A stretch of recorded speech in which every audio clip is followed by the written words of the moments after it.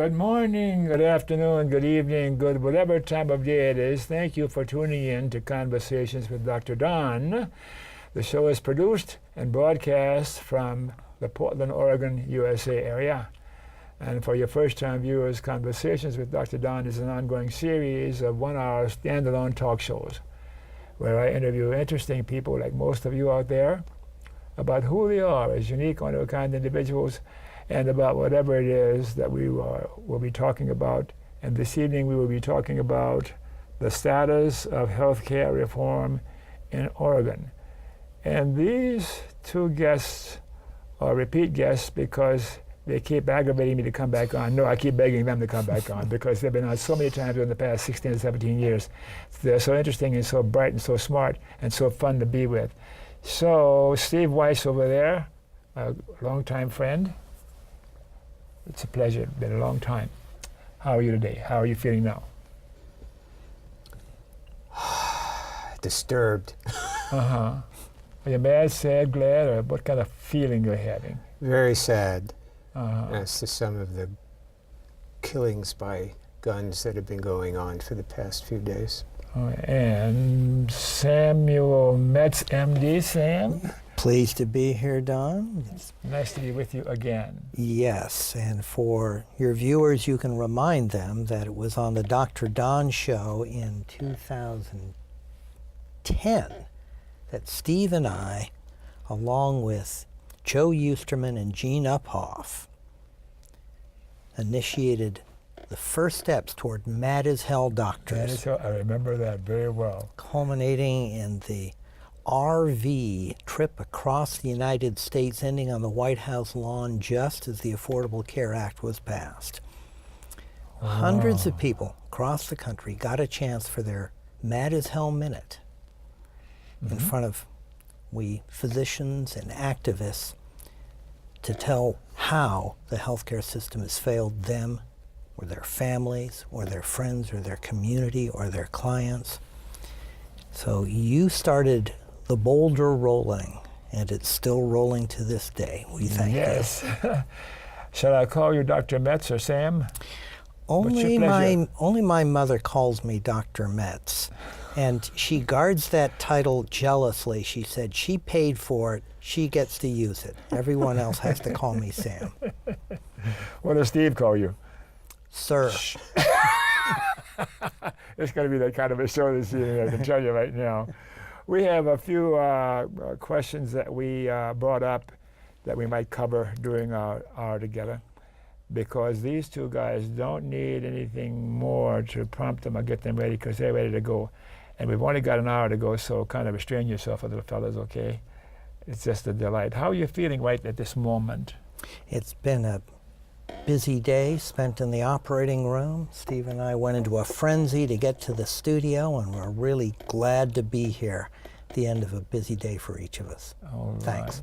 We're going to make your ending worthwhile. We're going to have a good time, right? We'll do the entertaining, Don. Don't worry about that. I'm sure you will. All right, let's do a bio stuff now. As you know, you guys are enough time between when you've been on the show that people will probably see you again and forget what you were talking about in your bio segment when they're talking to you about who you are personally. So we'll do a brief bio again, not as extensive as a long time ago when we were doing the Mad as Hell Doctors show, okay? Who shall I start with? Who shall I pick on first? Steve? I've been an advocate and activist in Portland for a little more than 20 years now. Currently, I'm board president of the Oregon State Council for Retired Citizens. Let's hold off on that detail. Okay. Let's start the broad picture. Oh, early stuff. Okay, the bio section. If I were to ask your best friend, who is Steve Weiss, what would your best friend say? Be your best friend. Steve is what? Oh my. He'd say, oh my? A good and just person, I hope.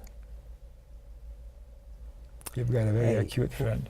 A relentless advocate for people who have very few advocates. Yeah. Huh? I'm a friend, so I can say that. Oh, right. And when and where were you born? I was born in the Bronx in New York City on January 17th, 1943. You got a few years on you, huh? You ready for your second quick trick question right away before we get started? Sure. Why were you born, Steve? Why? Honestly, don't know. Oh, well, actually, I do know. This question actually has an answer. Okay. I was conceived to get my father out of the military draft, and it didn't work. He went in anyhow, huh? Well, that's an interesting story. He told my mother that he was drafted anyway, and a few years ago, while I was looking on Ancestry.com, I found his enlistment form. He lied to my mother. He wanted to get out of there. Just a few years ago you found this. Yes. Oh, man. Don't look into your ancestry. You may find stuff you don't want to learn about. You know, I think the past is important. William Faulkner once said, the past is never dead. The past is like a promissory note with a trick clause that can foreclose on you at any time. So I think it's good to know about the past. Yeah. Okay, let's continue. Anything significant about your racial, cultural, or heritage, anything like that of interest to the viewers? Well, I'm a left-wing Jew. There's nothing particularly unusual about that. Jews have been in the forefront of every politically progressive movement in the Western world for the last 300 years. Mm-hmm. And I just watched last night, because I was bored, The Pianist again for the 5th time. Remember The Pianist? Mm. Yeah. It's a brutal movie. Brutal. And I've seen this about 5 times. It's a great film. It's the depressing film, but I had to watch it because it's so fascinating. Anyway. A religious preference. Did you ever have one?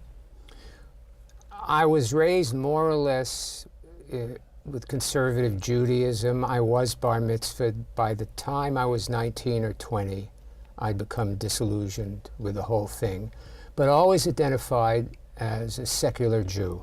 Uh-huh. Are you practicing the religion nowadays or not? No, totally secular. Uh-huh. Okay. You don't believe in a hereafter or a superior being? Well, I'll tell you something. The woman who is the love of my life killed herself in December of 2013. I never wanted there to be an afterlife or was that interested in it, but I'd sure like to see her again. Okay. Yeah. How about your formal education? I have a bachelor's degree in English. You do pretty good with it, yeah. I'm told I do. How about other education that you care to mention? Being an advocate over the last 20 years has taught me so much. It's increased my self-esteem, which I never had much of, to tell you the truth, until I started doing this work, and has contributed to my life enormously. I consider that an education. I've learned to do a number of things and developed a number of skills over the last 20 years. And I'm just very glad to have lived long enough to be able to do that, because I thought at the age of 50 that I was dead in the water and the rest of my life was just going to be nothing. But my life has had a third act, and the third act has been the best. Uh-huh. How much longer is the third act going to go on? I don't know. I try to keep a healthy lifestyle, but one never knows for sure, Don. Okay. No, right. Oh, you have a partner, a boyfriend, a girlfriend, a politically correct mate, Not companion? since my beloved died. I have close friends. Mm-hmm. And as the song says, I get by with a little help from my friends. Any children? No. Or none that I know of, anyway. And your political persuasion, of course, I know how far left you are, but I'm not sure the viewers know. Well, the only political affiliation, I'm a registered Democrat. And that's as far as I go with the Democratic Party. And I'm a very proud 32-year member of Democratic Socialists of America. Bernie Sanders has never joined a socialist organization, but he's worked very closely with DSA over the years. Yeah. I'm a member too, you know, of DSA. I know. You and I both go back on that one. Any memberships in the political, social, or civic organizations. And as I said before, we've only got a couple of hours or so. Well, my tick 'em off. ACLU membership card says member since 1976. I think I've been a member longer than you have. You have, I'm sure. Yeah, I'm older. And what else are you a member of? Social, political organizations. Gee. How about the organizations that you're affiliated with in your work? Certainly the Community Alliance of Tenants. I'm the only remaining founding board member of the Community Alliance of Tenants. CAT is the tenants' rights organization in Oregon. As I started to say earlier, I'm board president of the Oregon State Council for Retired Citizens, board president of Independent Living Resources, and board president of the Oregon Consumer League. The Oregon... Slow down a little bit with those. Okay. So people can know. The Oregon Consumer League is now in a partnership with Our Oregon. And interesting things are happening that can be seen on our Facebook page. I don't have the exact address of the Facebook page, but a Google search will take you to it if any members of the audience would like to see what the Oregon Consumer League is doing these days.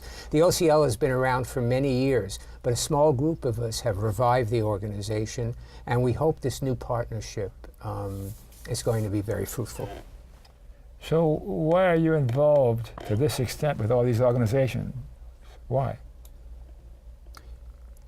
Everybody, I believe everyone needs meaningful work to do. Most people, the jobs most people have, I think, don't provide meaningful work. I'm lucky. I found meaningful work as a volunteer, and that's why I do it. It's meaningful. It gives my life meaning. It makes me feel good to fight the good fight and to fight for just causes. Mm-hmm. And I see it in your eyes. How about persons from the past or alive today that you particularly admired or admire today or look up to? Any names come to mind for you? Any heroes? Well, as I've said before, I'm a great admirer of Noam Chomsky. And am a great admirer of the late Howard Zinn. The work of Frances Fox Piven on poverty that she did with her late husband, Richard Cloward, has been very important to me. Yes. The late Michael Harrington, especially in his later years, it was Michael Harrington and his being the first director of Democratic Socialists of America that actually motivated me to join DSA back in 1984. Seemed like a propitious year for doing that. Have you joined any Trump organization yet? Yes, dump Trump. Yeah. Shall we go over here to Sam and talk to him? You ready? I'm ready. So your best friend would say, Sam is what? What would your best friend say? Sam is, be your best friend. Oh, probably an annoying, loud-mouthed show-off who occasionally does some very good work. Yeah, I agree. You're incredible in many ways. And I'm very careful with my compliments, as you know. Yeah. And it occurs to me today when you emailed to tell me that you may be a little late. And my response was, you're such a considerate human being. We find adjectives to describe friends. And considerate came to mind. You're consistently that way. Like when I come to a meeting at your home or something and you're out front to be sure that I find a parking place. That's a wonderful quality about you. Thank you so much. Thank you. Very human. All right. And when and where were you born? I was raised mostly in Phoenix, Arizona. Other than location, a very similar background to Steve. We were one of the few Jewish Democratic families in Phoenix back when it was a small little nugget in the middle of the desert. Just so you know the difference between Phoenix and Tucson, I went to med school in Tucson. Tucson gave the world Linda Ronstadt and the Udall brothers. And Phoenix gave the world Barry Goldwater and Alice Cooper. I haven't lived in Phoenix since 1968, and I don't miss it. You really don't. Although Alice Cooper still is there, and he's a great guy from what I hear. Anything unique or peculiar about your national or cultural heritage that's worth repeating? I don't think there's anything peculiar. I follow in the same footsteps of Steve, secular Jew who is got some Weltschmerz and wants to fix the world. Tikkun olam is the How'd you Hebrew arrive term. at that decision to fix the world? You don't arrive at that decision. It's nailed into your head at an early date, and you can't pull that spike out. You just have to follow it. And you don't want to. Are you a tree hugger? Crystal sucker? Yes. I can't see. He's never at a loss for words. Yeah, let's continue on. And you're still working. Yes. When I went to college, my intent was to go into public policy through writing and speaking. And I got distracted by medicine, then by anesthesiology. And 40 years later, stimulated by the appearance on this show, among other things, I've returned to my roots of writing, speaking, and attempting to alter public policy. Wonderful. We need more like ya. Yeah.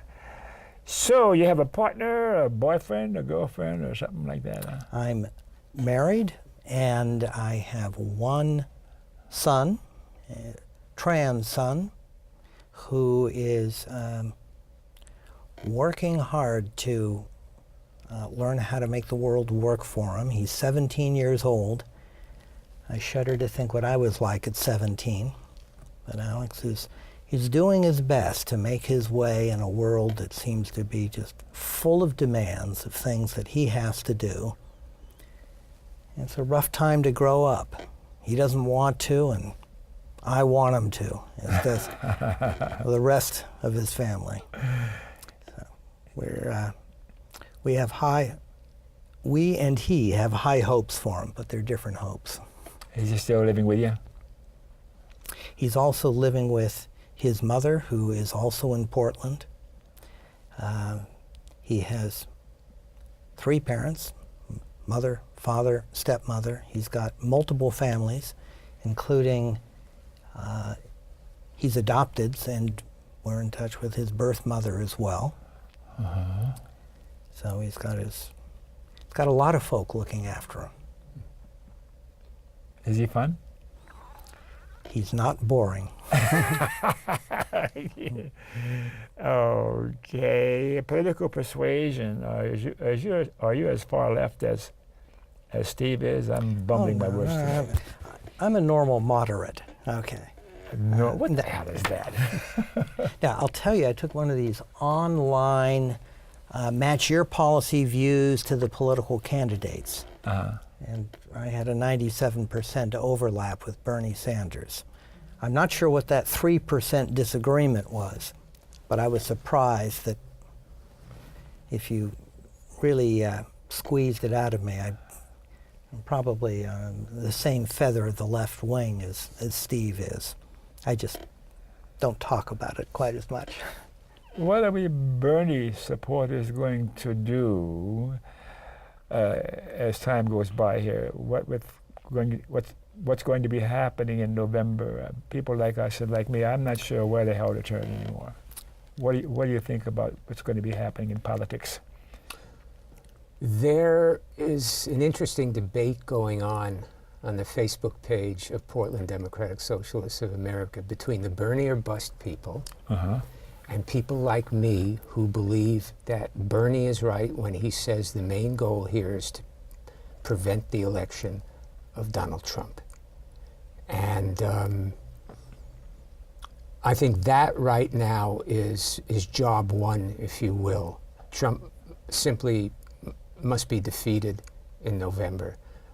He represents the greatest threat to the greatest number of people in this country of any nominee of a political party I can think of, with the possible exception of Barry Goldwater in 1964. And so that's what I'm working toward. And Noam Chomsky is recommending tactical voting. You vote for Clinton in swing states, but in states that are not swing states, you vote pretty much for who you want on the progressive side. Perhaps writing in Bernie, perhaps voting for Jill Stein. I haven't read that yet. Okay. It's not the first time Noam Chomsky has recommended this strategy, and I think it makes sense. What do you think of that idea? It's a bad idea. I think that Bernie Sanders has mobilized an incredible number of activist voters who will follow his lead. He has been awarded the power to not only decide the presidential election, but to decide numerous Senate and House of Representative races. The one thing he can't do is make himself president. So he can opt to either support Hillary Clinton and encourage, not just say, yeah, do what you like, follow your heart. Encourage people to vote for Democratic progressives across the country. And he will empower the U.S. Congress to follow the lead of the president, who ideally will not be Donald Trump. If either one of these, if Clinton or Trump are elected, they won't be able to achieve anything without a powerful minority or a majority in one or both houses. Yeah. They can talk all they want. They can issue executive orders, but they can't pass laws. They can't put things into place that will last for decades. That happens in Congress. Bernie Sanders can make that happen. He can have a progressive majority, maybe, in both of the houses and leave us a generation of activist legislators. Or he can say, I didn't win, and all of these millions of people will just evaporate. They'll go back into their non-voting status and will be in the hands of people who do vote. I've got the ballot here before me. It's in November. I'm going to vote now. And we're of the same political stripe, the three of us. What should I vote for? Should I vote for Hillary, or should I or not vote, or depends on You should vote for state. Hillary Clinton. Okay. Now, that's in Oregon. Okay. And it's true in every state. Now, Noam Chomsky does have a point. Oregon will go for Hillary Clinton, even if the Bernie Sanders people vote for somebody else other than Trump. It's highly unlikely that even if the Bernie Sanders people sit this out, that Donald Trump's going to get a majority in Oregon.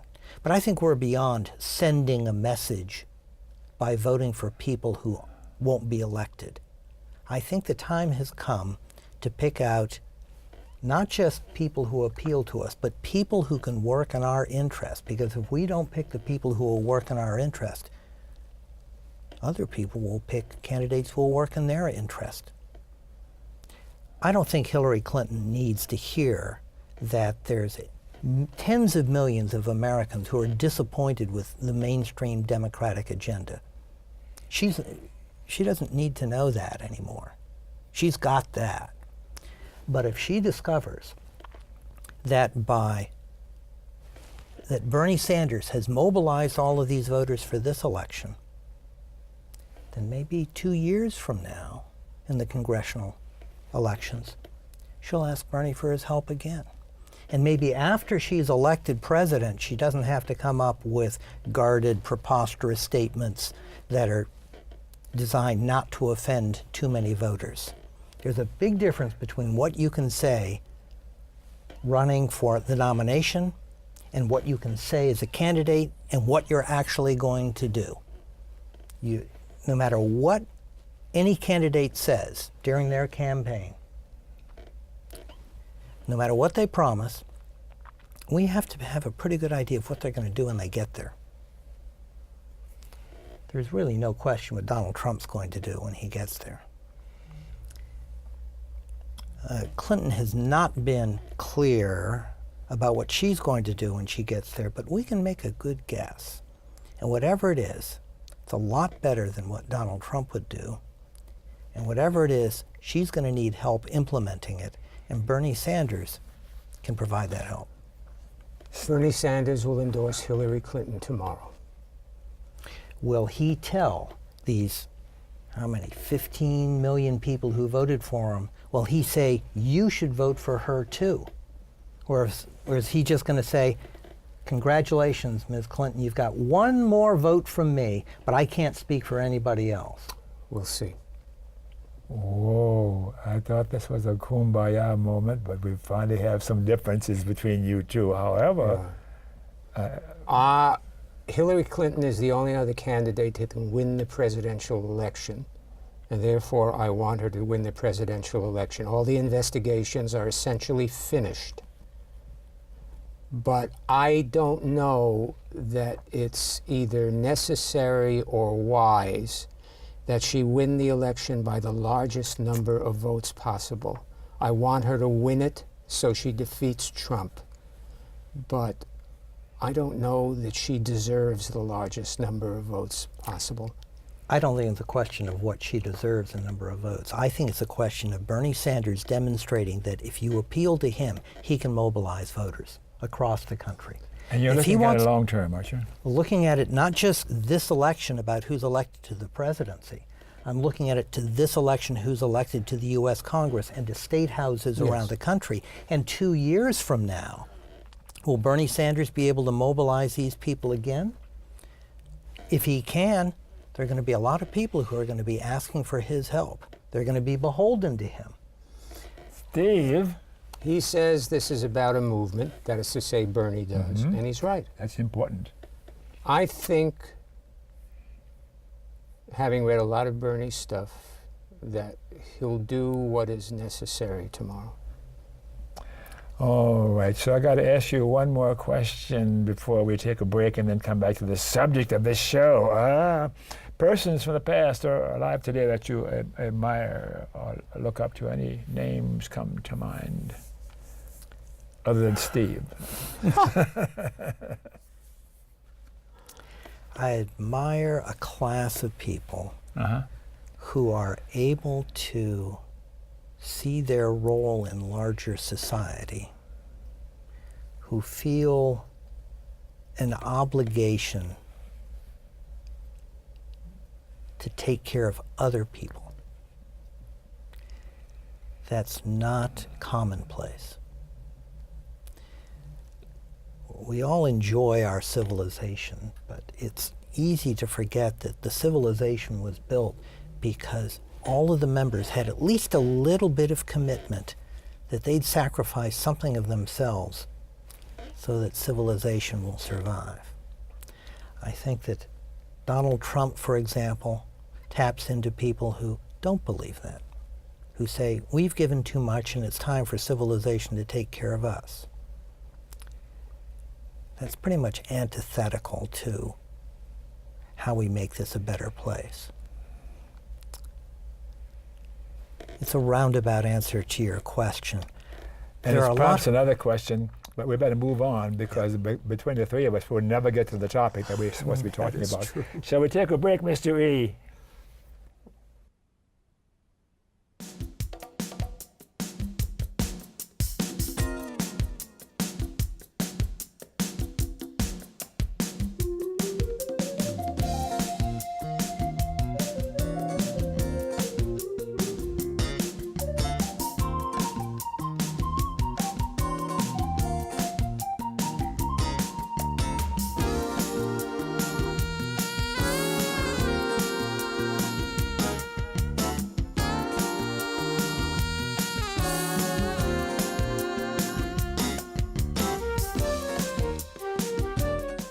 Okay, we're back, and thanks for staying tuned. And for you viewers who missed the opening of the show, Conversations with Dr. Don is an ongoing series of one-hour standalone talk shows where I interview interesting people like my guests this evening about the topic of the show, the status of healthcare reform in Oregon. And I bet you were thinking we were never going to get there. We're going to get there now.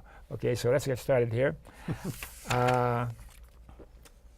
Couple of questions here. My first question would be, what is the status of healthcare reform nationwide and in Oregon? The status of healthcare reform. Who's going to tackle that first? Oh, Sam should lead off on that. Okay.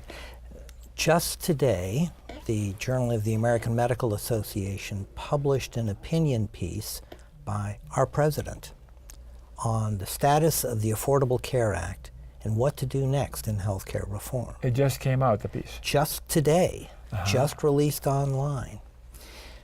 Now, it's not particularly profound other than saying our president realizes the need to go beyond where we are now. So he has joined, probably realizing it, universal care advocates who realize that if you want better care to more people for less money, you can't stop with the Affordable Care Act. Where are we right now? You said where we are right now. Where are we? In a few words, can you say where we are right now in terms of health care? The United States still has the worst healthcare system in the industrialized world. We are the most expensive, twice the average, way ahead of the nations in second place. That's incredible, as rich as we are. We're very rich and we spend a lot of money badly. We have the worst public health in the industrialized world. When we talk about the building blocks of civilization, maternal mortality, we're number 60. Now, there are 59 other countries where a pregnant woman and her baby have a better chance of surviving the pregnancy. Lives lost to treatable diseases because people can't afford the treatment, be it medication or seeing a physician. We're the worst. Tens of thousands of Americans die every year because they can't pay for their treatment. We're the only country where this happens. We're the only industrialized country that is bankrupting families. Medical bankruptcy is an American disease. It's the most common cause of personal bankruptcy in America today, and most of those families who went bankrupt had private insurance. And of course, it's the most common cause of labor management disputes. No matter how you cut it, the American healthcare industry is the most inefficient, provides the least value of any country where you can drink the water. Why is that? Because healthcare in the United States is an industry. Industry? It's not a public good. What's wrong with industry? Industry is very good for the businesses in the industry, like flat screen televisions, new automobiles. These are arrangements that benefit the people who manufacture and sell these. But they're not designed to provide everyone with television or everyone with reliable forms of transportation. And you know, the American healthcare industry is just like that. The American healthcare industry is not just the largest industry in the United States. This industry is the largest industry in the world. Well, it sounds like it's got an affliction from the beginning if it's an industry. What should it be if it wouldn't be an industry? Well, the healthcare system. Before we even talk about what it could be, let's keep in mind that industries are run for the benefit of the people who provide goods and services. Yes. And we have $3 trillion of spending that flows through the healthcare industry every day. If we change how that flows, somebody's going to be out of a job. That's what the industry means. When we try to change how we spend healthcare dollars, $3 trillion, somebody's going to be out $1 billion, and they're going to spend hundreds of millions of dollars to keep it just the way it is. So we should continue with the present system because we don't want somebody to be out of a job. Come on, Sam. Keep in mind that a approximately 1 out of 10 fully employed people in the United States works in the healthcare industry. That many. Yes, it's 20% of the economy. Okay. Which means when you talk about let's stop spending money here and put it someplace else, it's not just these overpaid, rapacious CEOs who are going to have to sell their third home in order to make do. We're talking about people who are feeding their families because they work for a hospital, or they work for a drug company. Couldn't we find meaningful jobs for those people you're talking about? Yes, and in fact, if the United States went to universal health care, we'd create more jobs than we'd lose by a factor of about 3. But the fact is, when you tell someone, we're changing the economy and you're out of a job, the fact that there are jobs in other parts of the economy that they might get is poor consolation.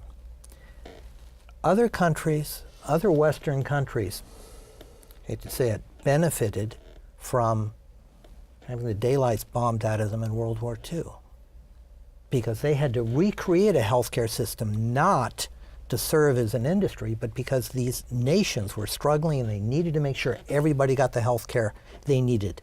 And social responsibility versus business interest or the economy, bottom line? If we think, there are 2 ways to approach this. One is, if we want healthcare to be a public good, Yes. that is, everybody should get what they need when they need it, we have to change how we do business. If you're in that business, you don't want it to change. On the other hand, if you just look at every individual self-interest in the country, if we went to a universal care system in which everyone had prepaid health care, it's not free. We prepay it depending upon what model we have, but your health care costs are fixed, and it goes into everybody's money pays for everyone else. What would be an ideal model for America today? Is that a fair question? There's such a number of choices.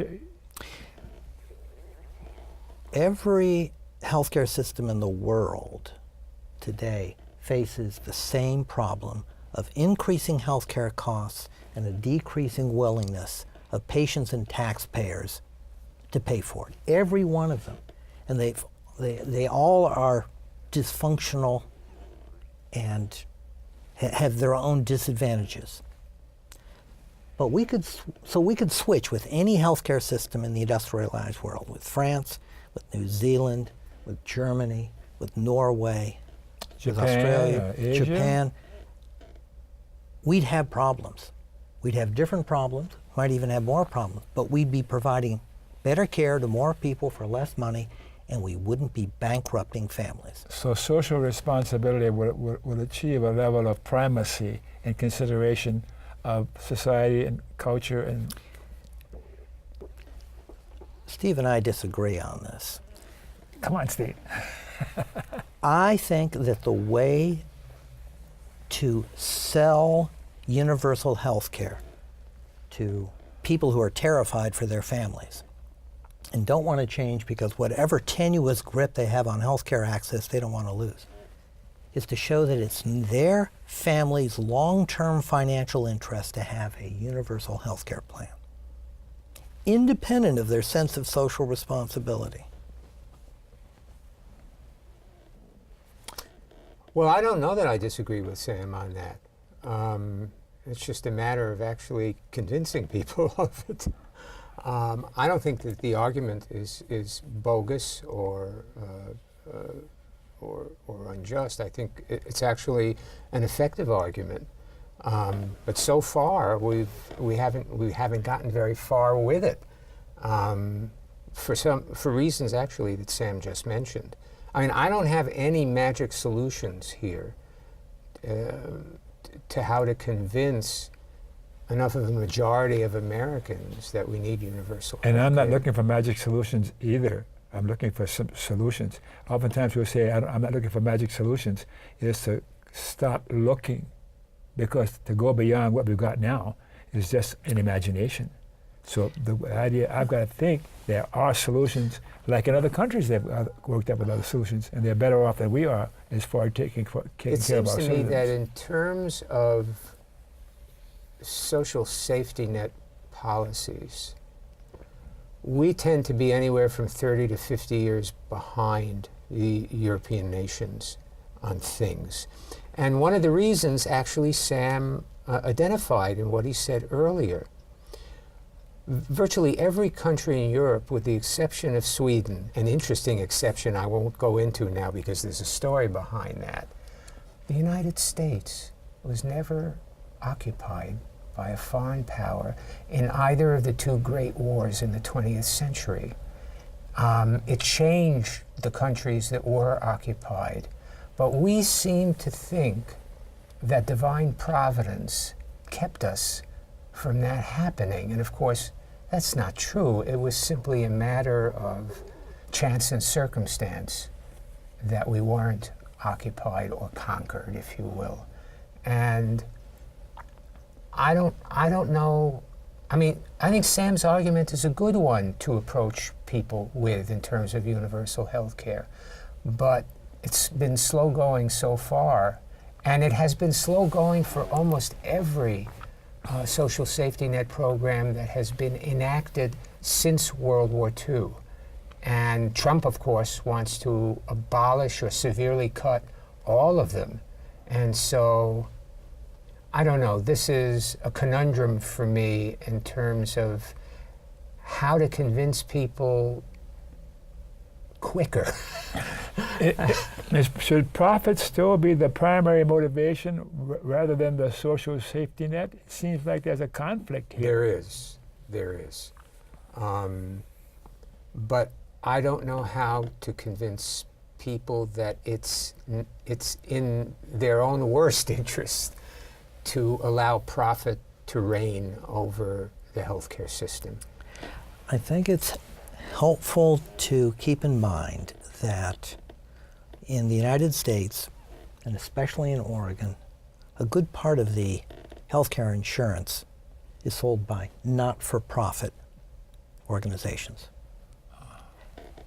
They're as heartless as for-profit organizations. Really? Almost.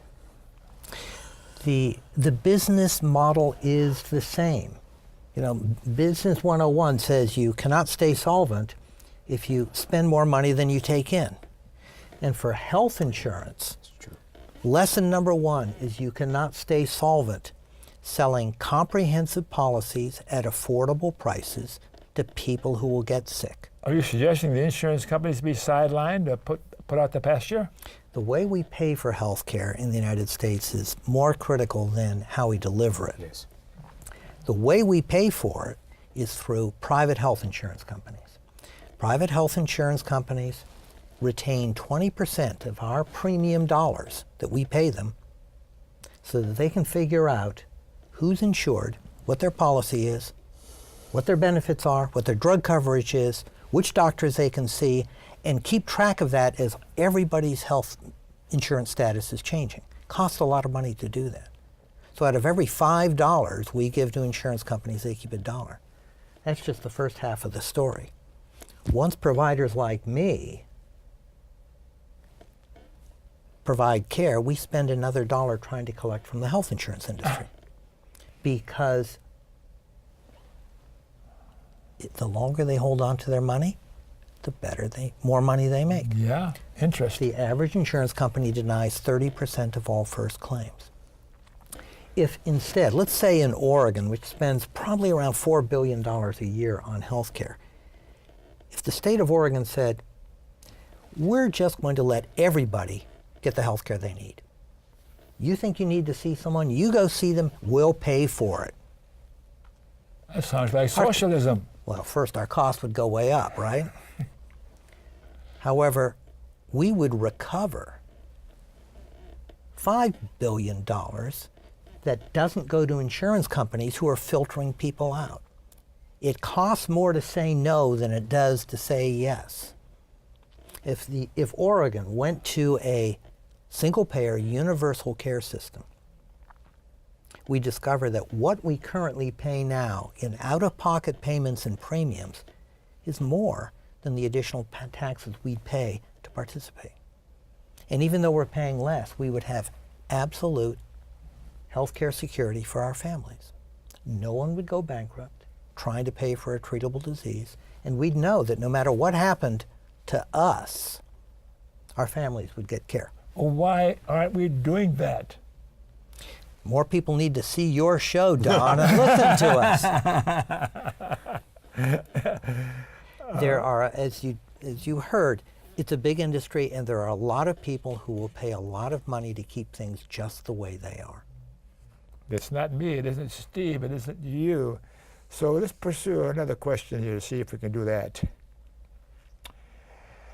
Is there an upheaval in healthcare reform nationally and in Oregon? An upheaval in healthcare reform in Oregon. Upheaval, that's a pretty strong term. Yes.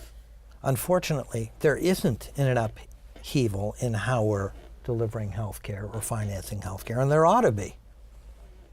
What we have are activists who are trying to generate this upheaval, so when we come out the other side, we have a functional health care system.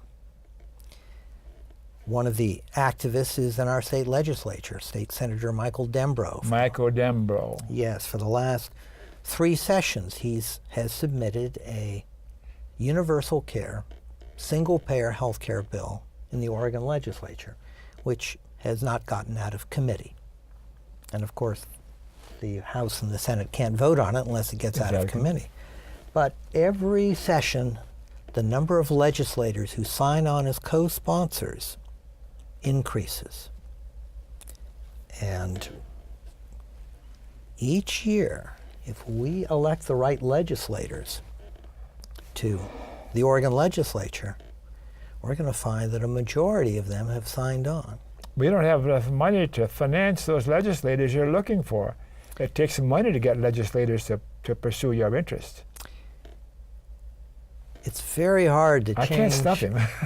It's very hard to change the mind of an incumbent legislator. But every 2 years, we have elections in Oregon, some of them in districts where the outcome is not certain. And every year, activists like Steve and me go to these candidates and say, here's how we'd like you to think about universal care. Can you sign on? And every year, a few more of them do. Yeah. And every year, progress, huh? In the Oregon legislature, it's not that minds are changed, is that the slow turnover is bringing a fresh crop of new legislators who can think without being an incumbent. That's where the traction is.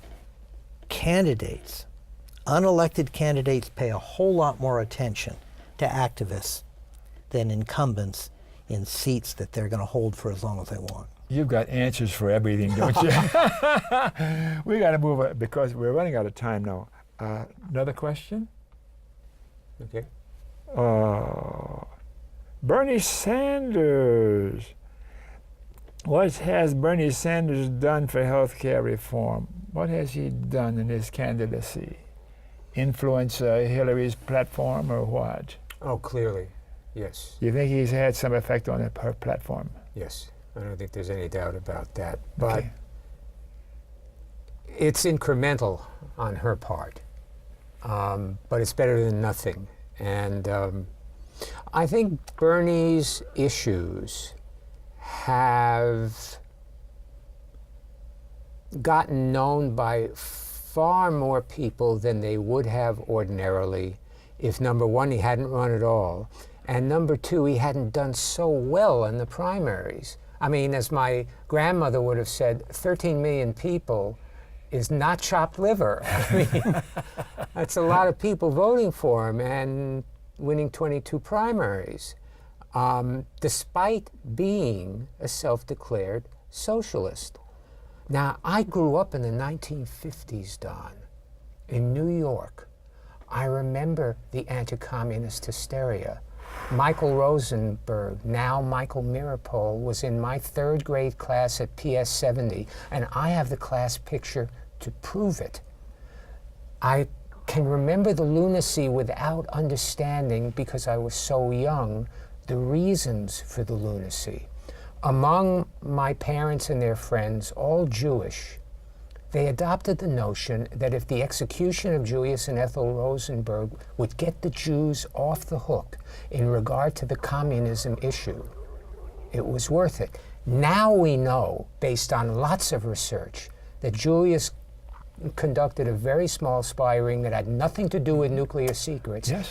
And really, Ethel didn't do anything and was executed because she refused to inform or betray her husband. Political. I want to build on something Steve said. Yes. Bernie Sanders' major contribution has been to legitimize the discussion of universal care. As Steve just said, you cannot say that universal care is some esoteric pie in the sky sort of concept when you've got 13 million voters who are saying, we want to talk about it. No one now can say single payer is un-American when you got 22 primaries in Bernie Sanders' favor that said, we think it is American. He may not achieve universal care. He might not even win a plank in the Democratic Party platform. But now anybody can talk about single payer, not just on the Dr. Don show, but you can go to any public discussion that's seriously considering what to do about our healthcare problem, and you can say single payer, and people have to listen to you and take you seriously.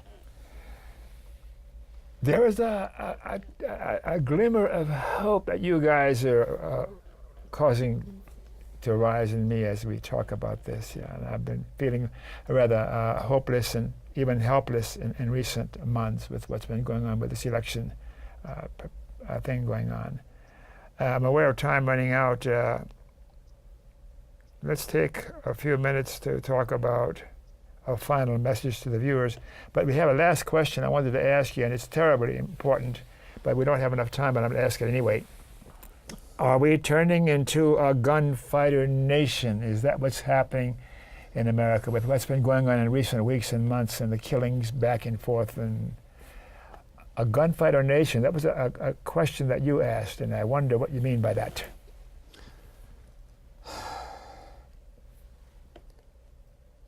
I think people, usually unstable people, are turning to the use of guns either to kill people for whatever reason because they believe those people are evil or whatever. It's like mass assassination, basically.